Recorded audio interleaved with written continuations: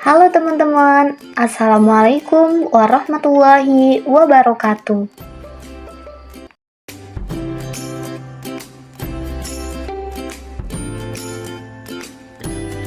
Perkenalkan, nama saya Mila Jovita Putri dengan NIM 1002118222707. Saya dari Prodi Gizi kelas A Fakultas Kesehatan Masyarakat Universitas Sriwijaya. Baiklah, di sini saya akan membahas tentang implementasi Pancasila dalam bidang ekonomi dan kesejahteraan bangsa yang berkaitan dalam bidang gizi. Pancasila sebagai paradigma pembangunan nasional dalam bidang ekonomi yang memiliki maksud bahwa setiap pengembangan ekonomi negara harus berdasarkan pada moralitas sila-sila Pancasila.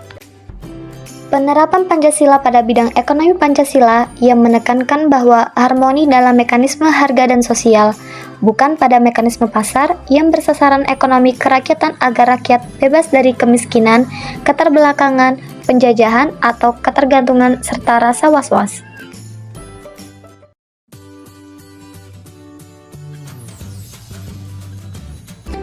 Ekonomi kerakyatan yakni mengutamakan kehidupan ekonomi rakyat dan hajat hidup orang banyak. Usaha-usaha yang seharusnya menjiwai perilaku ekonomi perorangan dan masyarakat dan keadilan sosial yakni asas persamaan atau emansipasi. Kemudian, sistem perekonomi yang dikembangkan adalah sistem ekonomi yang dijiwai oleh nilai-nilai Pancasila.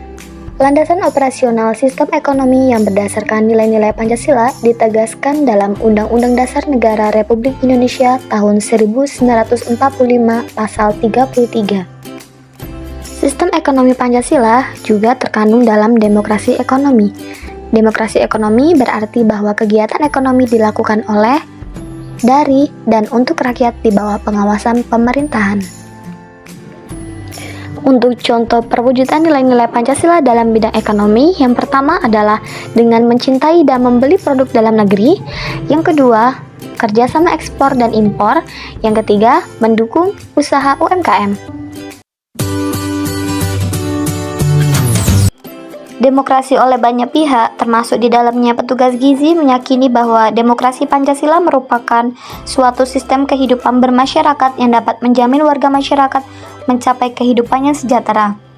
Jika dihubungkan dengan bidang gizi, maka demokrasi merupakan suatu sistem kehidupan bermasyarakat yang dapat menjamin pasien atau klien untuk mencapai kesehatan optimal dalam hubungannya dengan makanan. Sejalan dengan keyakinan tersebut, dewasa ini banyak bangsa-bangsa di dunia termasuk Indonesia tengah melakukan perubahan menuju masyarakat yang demokratis.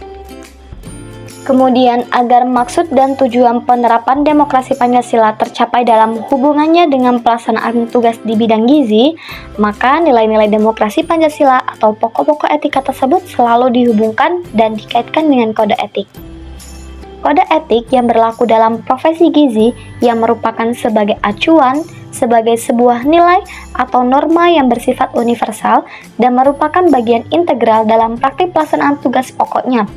Di samping itu juga selalu diserasikan dan diselaraskan dengan nilai-nilai agama, nilai budaya yang berlaku dan berkembang di masyarakat yang selalu dipelihara dan dijunjung tinggi bersama dalam kehidupan bersosial. Sebagai bangsa Indonesia, kita harus mengakui Pancasila merupakan pedoman bagi segala bentuk penyelenggaraan kehidupan berbangsa dan bernegara di bumi pertiwi ini. Tetapi, sebagai pandangan hidup, adakah Pancasila masih menjadi kesatuan jiwa dan cara berpikir bangsa Indonesia termasuk di dalam bagi petugas kesehatan? Nilai-nilai Pancasila kini telah tergerus oleh globalisasi yang selalu membawa karakter individualistik dan liberal. Kita sebagai petugas kesehatan sekaligus sebagai bangsa Indonesia tidak lagi mampu menjadikan Pancasila sebagai benteng atau menahan arus globalisasi yang membawa dampak kehidupan yang sejatinya bertentangan dengan Pancasila dan nilai-nilai Pancasila. Masalah gizi mempunyai dimensi yang luar, tidak hanya berkaitan dengan masalah pangan, kesehatan, dan pengasuhan, tetapi juga berkaitan dengan masalah sosial ekonomi, budaya, pendidikan, dan lingkungan. UNICEF dan Johnson tahun 1992 mengatakan bahwa penyebab mendasar seseorang mengalami gizi buruk yaitu faktor sosial ekonomi seperti pendidikan, pekerjaan, pendapatan keluarga, budaya, dan teknologi. Konsumsi makanan yang selalu kurang dari kecukupan dalam jangka waktu tertentu dapat mengakibatkan kurang gizi walaupun tidak menderitakan penyakit. Akan tetapi, konsumsi makanan yang cukup apabila terdapat penyakit dapat pula berakibat kurang gizi. Nah, selanjutnya, status sosial ekonomi keluarga berpengaruh langsung terhadap status gizi dan pola makan dalam keluarga. Yang artinya, perubahan status sosial ekonomi keluarga akan meningkatkan pola kualitas makan keluarga tersebut. Nah, jika status sosial ekonomi rendah, maka kebutuhan makanan keluarga akan kurang terpenuhi, sehingga anak memiliki status gizi kurang dan begitu pun sebaliknya.